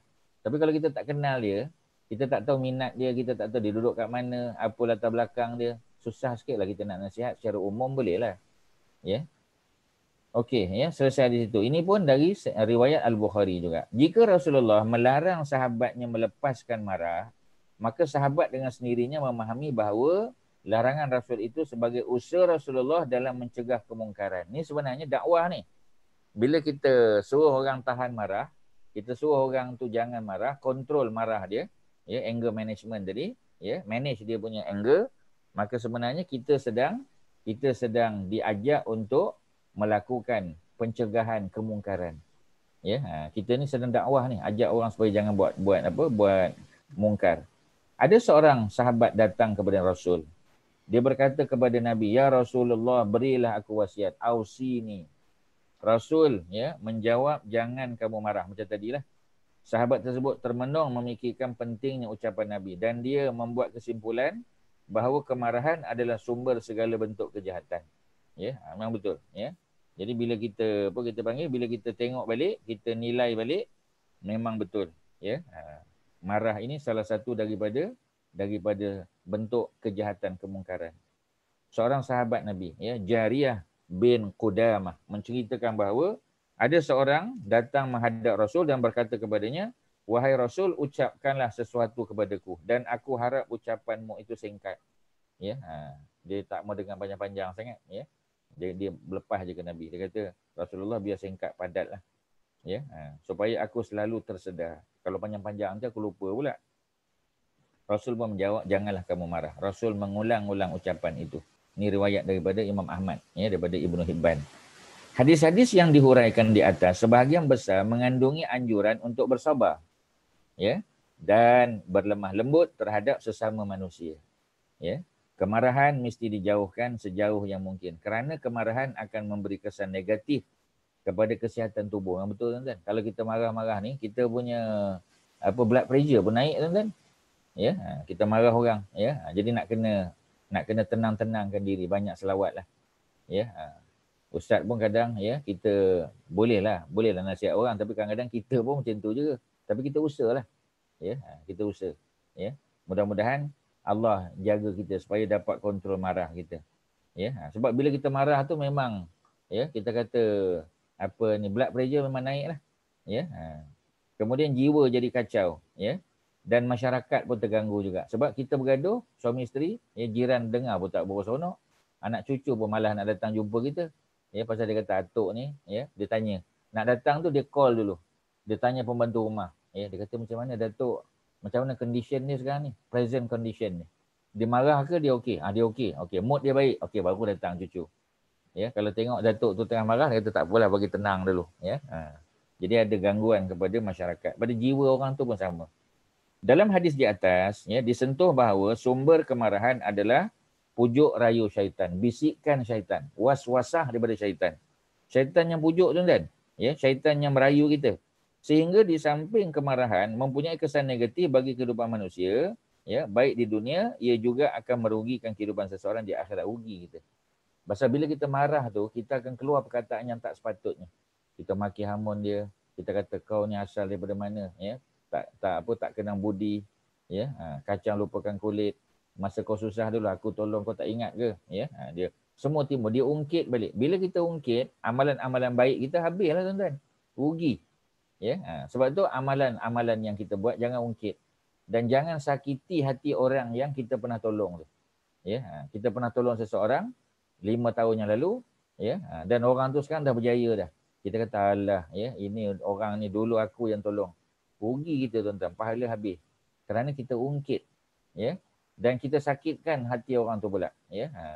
Dia kata saya ni, ya, meniaga alhamdulillah tak perlu pinjaman daripada mana-mana institusi kewangan. Semua dengan duit sendiri saja. Kita pun kata jangan lupa ini orang yang tolong kamu. Memang kamu tak pinjam duit bank, ya, tak pinjam duit financial institution. Kau pinjam daripada aku. Aku yang tolong kau. Rugi kita tuan-tuan. Kerana apa? Ya, kerana kita telah mengungkit dan menyakitkan hati orang tu pula. Ya, jadi hilang pahala kita. Jangan, ya.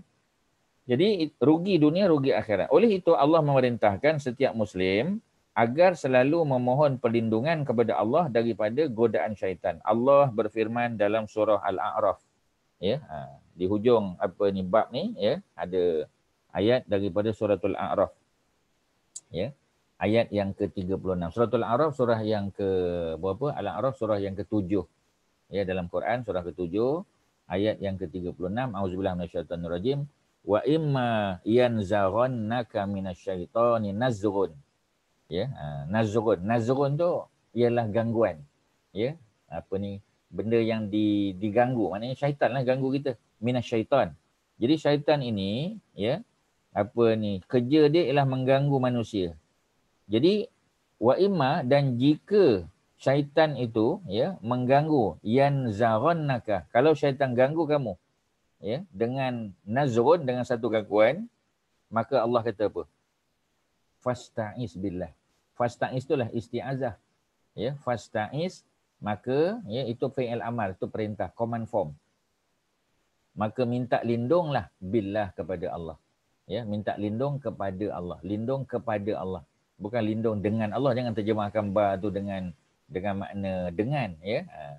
Maknanya minta lindunglah kepada Allah. Sebab bila kita nak minta lindung, kita kena minta lindung kepada siapa? Kepada Allah lah. Ya, sebab Allah tempat minta perlindungan. Pasal apa kita baca auzubillahi minasyaitonirrajim? Memang disebut fasta'iz billah. Tapi dalam hadis tadi dah sebut dah.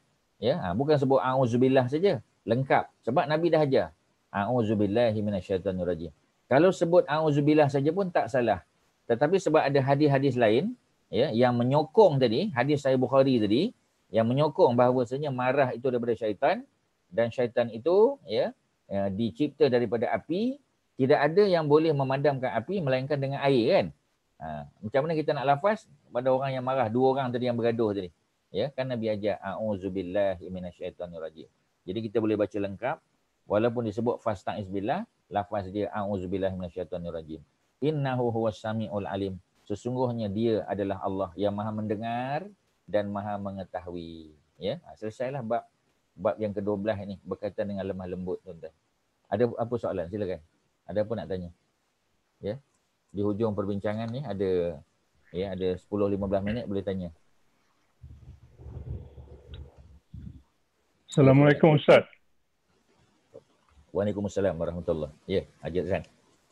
Ya, ni apa bezanya iblis dengan syaitan? Sama tak? Ya. Secara umumnya sama. Iblis tu dia punya, biasa menyebut iblis tu dia punya ketua dia. Ya, kerana iblis yang berdialog dengan Allah, ya, ketika di syurga dulu. Tuan-tuan kena ingat kan, Nabi Adam dicipta di syurga. Ketika, ya, Nabi Adam nak dicipta, itu ayat 30 dalam surah Al-Baqarah. Ketika Allah nak cipta makhluk yang terakhir yang bernama manusia, jadi ada kita panggil, ya, para malaikat berdialog dengan Allah. Tanya, ya, adakah Allah nak cipta di atas muka bumi ini makhluk macam yang pernah mentadbir dunia. Sebelum manusia, siapa yang takbir dunia? Jin lah.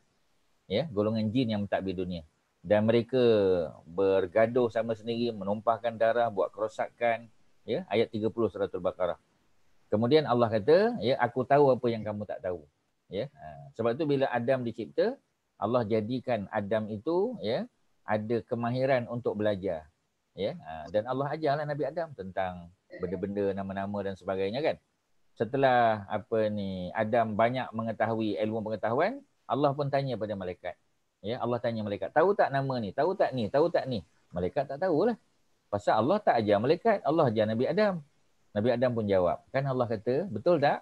Ya, betul tak aku kata Adam tu mengetahui? Jadi malaikat pun kata subhanaka la ilma lana illa ma 'allamtana innaka antal alimul hakim. Itu ayat 32 kan surah Al-Baqarah. Selepas selesai itu maka Allah pun perintah semua untuk sujud. Ya. Wa qulna sujudu li Adam, ya. Maka kami pun kata usjudu li Adam. Ya, suruh semua yang ada dalam syurga tu sujud kepada Adam. Ya. Fasajadu illa iblis. Yang tak nak sujud ialah iblis. Aba wastakbara. Dahlah dia enggan, dia takabur pula. Kerana apa? Kerana dia kata Allah cipta aku daripada api. Ya, jadi maknanya syaitan pun daripada api. Jadi sumber penciptaan dia, sources dia sama. Iblis pun daripada api, syaitan pun daripada api. Ya, kerana itu ya kita kata dia daripada sources yang sama, sumber yang sama. Ya, macam manusia semua, nabi mana-mana pun semua daripada turab, daripada tanah. Kalau jin syaitan ya sama juga ya. Kemudian iblis ya, iblis dihalau oleh Allah daripada syurga. Itu yang keluar iblis tu. Sehingga iblis mengatakan bahawa kepada Allah supaya beri tangguh pada dia. Ya, kerana dia nak menyesatkan manusia. Ya, jadi kerjanya menyesatkan manusia. Tadi kita dah baca ya ayat tadi surah Al-A'raf ayat 36 tadi kan, awal dia wa imma yanzaghannaka, kerja syaitan minasyaitan, kerja iblis apa dia tuan-tuan? Yanzaghannaka, ya, mengganggu engkau, mengganggu umatmu. Itu kerja dia tuan-tuan, ya. Dan dalam surah Al-Kahfi ada cerita bila disebut usjudu li Adam fasajadu ila iblis ya kana minal jin, ya. Jadi disebut iblis tu daripada jin. Jadi dah ada kaitan pula ya. Macam Haji Hasan tanya tadi, syaitan dengan jin ni sama, syaitan dengan iblis ni sama ke? Kita kata dari segi penciptaan tiga-tiga sama. Iblis pun daripada api, syaitan pun daripada api, ya. Siapa satu lagi? Jin pun daripada api. Cuma ya para ulama kata jin yang baik ya adalah jin. Kalau dia muslim dia jin. Tapi kalau dia ingkar dia adalah syaitan. Maknanya syaitan tu adalah jin juga. Pasal surah Kahfi sebut. Ya, bila Allah perintah Nabi kita panggil malaikat untuk sujud pada Adam, semua sujud. Illa iblis, melainkan iblis. Kana minal jin, adalah iblis itu termasuk daripada kalangan jin. Ya, jadi maknanya secara umum tuan-tuan kita boleh kata bahawasanya jin dengan syaitan tu sama. Ya, cuma jin itu dianggap syaitan itu dianggap sebagai ketua dia. Iblis tu dianggap sebagai ketua dia. Ya. Maksudnya asal-asalnya kita kata iblis dan syaitan itu datang daripada jin juga. Tapi apabila dia tidak beriman, maka dia menjadi iblis dan dia menjadi syaitan. Ya, sebab sifat syaitan itu ialah mengganggu, ya, memperdaya, menipu, menimbulkan rasa was-was, ya, dan seumpamanya. Itu memang kerja dia. Jadi kerja dia sama. Tapi kalau dia tidak lakukan perkara tersebut, dia beriman, itu adalah jin. Ya, buktinya dalam surah jin lah. Ya, ketika Nabi dalam sirah disebut bagaimana ketika Nabi pulang daripada Taif, ya, dakwah Nabi ditolak. Nabi balik dalam keadaan sedih, ya, Nabi dibaling batu. Kemudian Nabi singgah di satu kawasan kebun kurma. Ya, di Nakhlah. Nakhlah tu dalam perjalanan daripada Taif nak balik ke Mekah. Nabi solat malam. Ketika solat malam Nabi kuatkan suara sebab solat malam kita boleh baca dengan bacaan jahar, baca kuat. Ketika Nabi baca, rupanya ada sekumpulan jin yang datang. Ya. Wa annahu istama'a nafarun minal jin. Ya.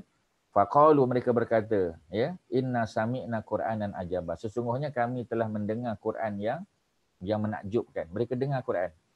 Kata mereka, fa amanna bi, kami beriman dengan Quran. Walan nusyrika bi rabbina ahada. Tak ada sikit pun kami akan mensyirikkan Tuhan. Maknanya jin tu beriman, tuan-tuan. Sebab tu kalau dia beriman, tetap dipanggil jin. Sebab tu surah 72 dalam Quran, nama dia surah jin. Bila kita kata jin, dia beriman. Jadi maknanya tak adalah jin kafir. Kan biasa orang Melayu kata kan, jin, ada jin Islam, ada jin kafir. Sebenarnya jin kafir tak ada. Kalau dia kafir, dia akan jadi syaitan dan iblis. Dia tak boleh jadi iblis lah, iblis ketua dia kan, dia akan jadi syaitan. Ya. Tapi iblis dan syaitan, dia datang daripada jin. Boleh faham tuan-tuan ya? Maknanya asal-asalnya mereka ni adalah golongan jin. Kalau mereka beriman, tetap dia kekal sebagai jin. Tapi kalau dia tidak beriman, ya, maka jadilah dia iblis dan pengikut dia, ya, syaitan ataupun syayatin. Itu cerita dia tuan-tuan. Okey ya? Selesai lah, ya. Okey, boleh tuan-tuan? Haji Hassan boleh ya? Jadi kalau ya, Haji Masya. Jadi pasal nasihat apa jangan marah ni dalam bab lemah lembut kan. Jadi kalau kita ambil contoh macam syarikat lah. Bos dia ada ramai pekerja, beratus-ratus pekerja. Kalau asyik lemah lembut je, tak marahnya, tak tahulah orang kita ni kadang ambil kesempatan naik kepala lah. Boleh jadi rugi syarikat. Betul. Soalannya adalah kita amalkan nasihat ni all the time ke ataupun macam mana? Sebenarnya Haji Mak Syah pun tahu jawapan dia. Kalau kata all the time tak betul lah, ya, sebab Nabi ada tak sifat marah? Kan dia sebut dari awal tadi. Nabi kata, ya Allah, ya, aku ni seorang yang boleh marah. Nabi pun tahu dia ada sifat marah. Pernah tak Nabi marah? Pernah. Ya, Nabi marah pada tempat yang sepatutnya. Orang buat jahat, buat maksiat, Nabi marah lah. Apply kepada bos tadi kan. Haji Mak Syah sebagai bos, sebagai CEO company, ya. Jadi kalau ada orang kerja bawahan kita yang tak buat kerja, ponting, ya, apa ni, curi tulang, adakah kita nak berlemah lembut? Ya, juga taklah. Ya, kena ada sifat marah sebagai bentuk nasihat. Ya, kerana Nabi bila Nabi marah tu sebab Nabi nak cegah, ya, Nabi nak cegah daripada kemungkaran berlaku. Ya. Tetapi kadang-kadang Nabi tak marah, Nabi tahan kemarahan. Nabi suruh para sahabat jangan marah tadi kan. Sebab apa? Sebab dengan tidak marah itu, ya, maka dia boleh menyelamatkan diri dia daripada kemungkaran. Jadi maknanya sifat marah tu boleh. Tapi tengok keadaan lah. Ada tempat kita marah, ada tempat tak. Kalau perlu marah, marah. Kalau tak perlu, tahan marah. Kerana menahan marah itu ada pahala, besar pahalanya. Tuan-tuan ingat tak apa tadi pahala? Haji Mak Syah ingat tak? Orang yang boleh menahan marah itu, apa pahala Allah bagi? Macam apa? Ada dua Allah bagi tadi. Ingat tak? Macam orang yang, tuan-tuan? Naik haji. Macam orang yang? Naik haji. Bukan, ya. Tu tadi kita dah baca ni. Tuan-tuan tak catat ni. Ada dua benda. Awal-awal tadi. Orang yang berlemah lembut, yang boleh menahan marah tu. Ya, dia boleh sampai kepada darjat apa? Ada dua. Seperti mana orang yang puasa siang hari. Berpuasa pada siang hari, tuan-tuan. Berpuasa sunat pada siang hari. Dan beribadah pada malam hari. Boleh sampai peringkat begitu, lemah lembut. Ya. Termasuk sifat lemah lembut ni ialah menahan marah. Menahan marah tu salah satu, ya, apa kita panggil salah satu sikap, ya, yang positif di bawah apa? Di bawah sifat lemah lembut. Ya, lemah lembut tu umum sebab tajuk ni kan lemah lembut. Macam-macam lah lemah lembut kan. Salah satunya ialah menahan marah tadi. Ya, jadi orang yang boleh menahan marah, dia telan kemarahan dia pada tempat dia, ya. Kalau patut marah, kena marah lah. Ya. Tapi kalau tak sepatutnya, kita tahan.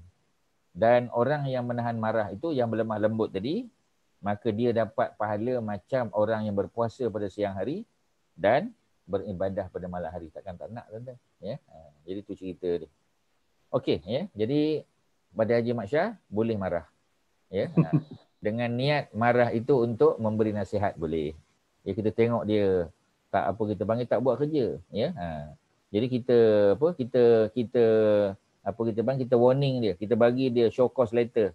Ya, boleh tak? Jawapannya boleh. Sebagai peringatan.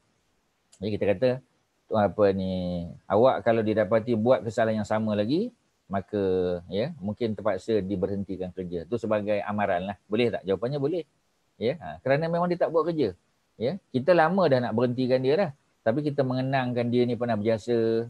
Ya, kita bayangkan dia punya keluarga besar. Kalau dia berhenti kerja dalam keadaan macam ni, macam mana pula? Kita ambil kira semua benda tu. Ya, kita dah lemah lembut dengan dia dah. Ya, jadi kita bagi dia warning. Ya, kita kata kalau tak berubah sikap juga, pihak syarikat terpaksa memberhentikan tuan. Ya, mungkin dengan amaran begitu, dia mengubah sikap dia, baru dia tersedar daripada lamunan dia. Mana tahu, ya. Jadi maknanya perlulah kita marah pada dia juga, ya. Tetapi jangan sampai merendahkan kita panggil, ya, kedudukan dia lah, ya. Jangan marah depan orang menyebabkan jatuh maruah dia. Jadi sudah tentu macam tadi kan, Nabi bila dua orang lelaki marah tadi, ya, Nabi panggil salah seorang. Ya, Nabi pun kata, ya, tahu tak? Ya, aku mengetahui satu kalimah yang siapa-siapa sebut, dia punya marah akan hilang. Nabi pun ajar pada orang tu. Ya. Jadi maknanya, Nabi bukan di hadapan orang lain lah. Ya. Dia pun kata apa dia, ya Rasulullah, a'udzubillah minasyaitanirrajim. Sahabat tadi yang tahu, dia pun pergi kepada yang marah tadi. Kau tahu tak apa Nabi sebut pada aku tadi? Dia kata, tak tahu, aku tak dengar.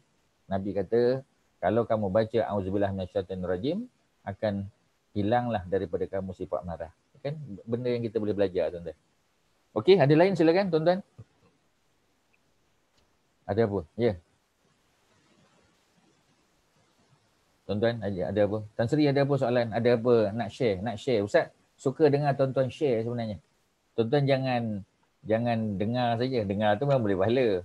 Ya. Tapi kalau share lagi banyak pahala, tuan-tuan. Ya. Salam Ustaz.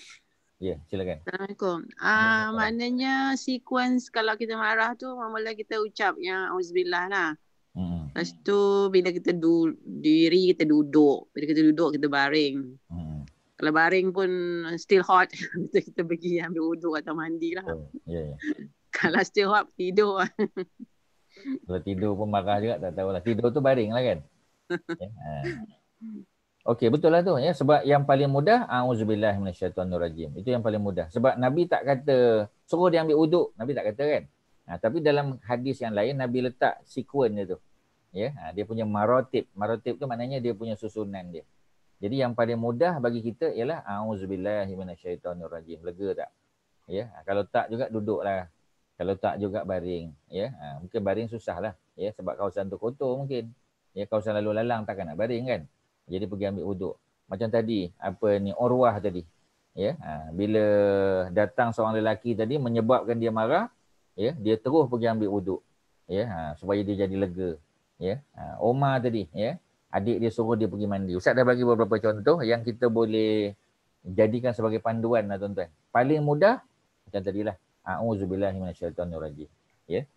Okey, tuan-tuan, ada siapa? Ya, Kak Kelly ada apa? Oh, dah padam balik, ya. Okey, ada apa-apa tuan-tuan? Tak ada, ya? Jadi kalau tak ada, sekadar itulah yang boleh Ustaz kongsi pada malam ni. Mudah-mudahan ada manfaat pertemuan kita. Tuan-tuan ulang-ulang kajilah balik. Baca-baca balik, ya. Akan datang kita akan masuk ke chapter yang ke-13 lah, ya. Yang ke-13 ni tajuk lain pula. Akhlak terpuji dan akhlak tercela. Ini sifat-sifat yang terpuji, mana sifat mahmudah, dan sifat yang tercela. Sebab akhlak ni kurang kita tengok. Kita banyak fiqh, tuan-tuan. Ya, kita banyak belajar tajwid, belajar fiqh, ya. Bukan tak boleh, ya. Tak ada masalah. Itu memang kena belajarlah. Tetapi, ya, salah satu daripada komponen agama tu ialah akhlak. Ya, kadang kita tengok orang tu dari segi sembahyang rajin, sembahyang sunat rajin. Tapi akhlaknya kurang sikit. Mulut tu payah sikit. Ya, nak kontrol kita kata, ya. Suka nak menyebabkan orang rasa marah, ya. Jadi kalau tu kita nak kena kontrol. Memang kena banyak baca kitab-kitab yang berkait dengan akhlak lah, ya. Sudah tentu bila kita belajar hadis Nabi, ya, kita akan dapat banyak belajar daripada akhlak. Riyadhus Salihin sebagai contoh. Ya, kitab Riyadhus Salihin, kitab Bulughul Maram, kitab Hadis 40, ya. Itu semua kitab-kitab yang bila kita baca, tengok dia punya perbincangan dia akan membantu kita untuk memperbaiki akhlak kita. Ya, dan zikir-zikir ni banyak menenangkan kita, tuan-tuan. Sebab tu lepas solat tu Ustaz selalu sebut, Ustaz ulang banyak kali. Semua zikir yang Nabi ajar tu kena buat, tuan-tuan. Ya, ayatul kursi kita buat. Ya, la ilaha illallah wahdahu la syarikalah, lahul mulku wa lahul hamdu, yuhyi wa yumit wa huwa ala kulli syai'in qadir. Paling kurang 10 kali. Ya, memang kena baca. Dan dalam hadis kan kita dengar. Ya, Nabi kata sesiapa yang bila sahabat bagi tahu, ya, Nabi bila habis la ilaha illallah wahdahu la syarikalah 10 kali baru Nabi ubah Nabi punya position, ya, position tempat duduk. Maknanya Nabi dalam keadaan tahiyat akhir. Ya, duduk duduk iftirash tu, duduk tahiyat akhir, dan Nabi tak bersila, maknanya Nabi tak tukar position. Paling kurang sampai Nabi habis baca 10 kali. La ilaha illallah wahdahu la syarikalah. Lahul mulku wa lahul hamdu yuhyi wa yumit wa huwa ala kulli syai'in qadir. 10 kali baca tuan-tuan. Ya, bukan 7, 10 kali. Ya, biasa orang baca 7.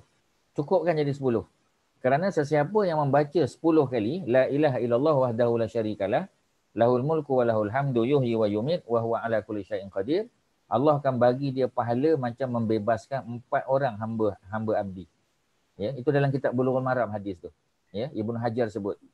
Maknanya baca 10 kali, ya, Allah bagi pahala macam membebaskan hamba abdi. Hamba abdi tak ada sekarang ni. Ya, buat masa ni tak ada. Akhir zaman nanti bila berlaku peperangan dengan orang bukan Islam akan ada baliklah. Jadi baca 10 kali. Selagi tak habis 10 kali, Nabi tak ubah position duduk Nabi tuan-tuan. Ya, sekejap je, ya. Lepas tu baru Nabi ubah position Nabi. Barulah baca ayatul kursi, qul huwallahu ahad, qul huwallahu falaq, qul huwallahu bin nas. Ya, tasbih, tahmid, takbir. Kemudian lillahi ma fis samawati wa ma fil ard. Ya Allah, macam-macam lah. Ya, bacaan-bacaan yang kita baca tu macam-macam. Kerana apa tuan-tuan? Kerana semua ini adalah zikir yang Nabi amal. Kena buat tuan-tuan. Ya, bukan mesti duduk atas tempat sejadah kita. Ya, sambil kalau kita keluar sambil kita berjalan boleh. Sambil naik motor boleh, ya. Sambil masak boleh. Asalkan kita baca dan beramal. Benda tu kena konsisten. Istiqamah dalam hidup. Kerana itu adalah amalan yang kita tak boleh tinggal tuan-tuan. Takkanlah benda macam tu pun kita tak boleh buat, malu tuan-tuan. Ya, dengan Allah besok malu kita. Ya. Sekarang apa? Kerana itulah amalan yang kita boleh buat. Ya. Itu kalau Ustaz boleh simpulkan tuan-tuan. Okey, ya, sekali lagi mudah-mudahan ada manfaat. Terima kasih kepada organizer kita Haji Ahmad Nazri, ya, Haji Mat Syah, Tan Sri, ya, Datuk Tuan-tuan Haji Puan Haji, mudah-mudahan ada manfaat. Wassallallahu ala sayyidina Muhammadin wa ala alihi wa sahbihi wasallam. Alhamdulillahirabbil alamin. Assalamualaikum warahmatullahi wabarakatuh. Waalaikumsalam. Thank you Ustaz. Ya, sama. Terima kasih. Ustaz. Assalamualaikum Ustaz. Waalaikumsalam warahmatullahi. Jumpa minggu depan. InsyaAllah. Allah. Terima kasih semua kerana hadir. Terima kasih semua. Terima kasih Nazri. Sama-sama. Thank you Nazri. Thank you Nazri. Sama-sama. Ada rakam. Ada. Okay, Thank you very much. Okay. Dah makan dah. Terima kasih. Okey. Kamu nampak berarti Jamal? Aku ada lah lagi tadi. Bila Ustaz ada semua blank muka. Makin lama mobile kau ni cambang Mat. Semua takut tunjuk gambar nanti kena jawab soalan kan. Lucu. Kali I pun nak blank ke?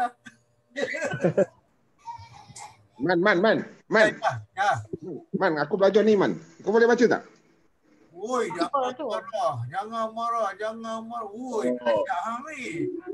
Woi, Jamal, terror. Pasal Nabi pun cakap 10 kali, babe. Ya. Hang tu jangan marah. Asyik marah. Okey. Azizo baru nampak, babe. Tadi nampak ceiling je, babe. Azizo. Apa hal kau, Jol? Nak makan dah Ustaz nampak. Allah. Makan je lah pasal boleh nampak ceiling. Lepas tu dah habis baru dia tubik lah kan tengok. Dengan baju merah dia tu. Jangan marah. Astagfirullah. Okey, good night. Okay, good night. Okay. Good night. Assalamualaikum. Assalamualaikum. Mazabatin. Sama-sama. Good night. Good night. Balik. Nah, oleh apa dapat tu?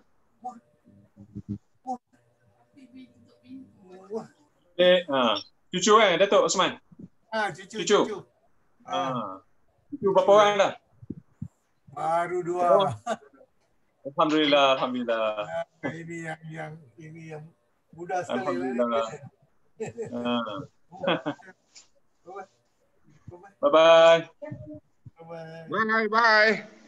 Bye. Moga menjadi orang yang beriman, beramal, berilmu. Amin.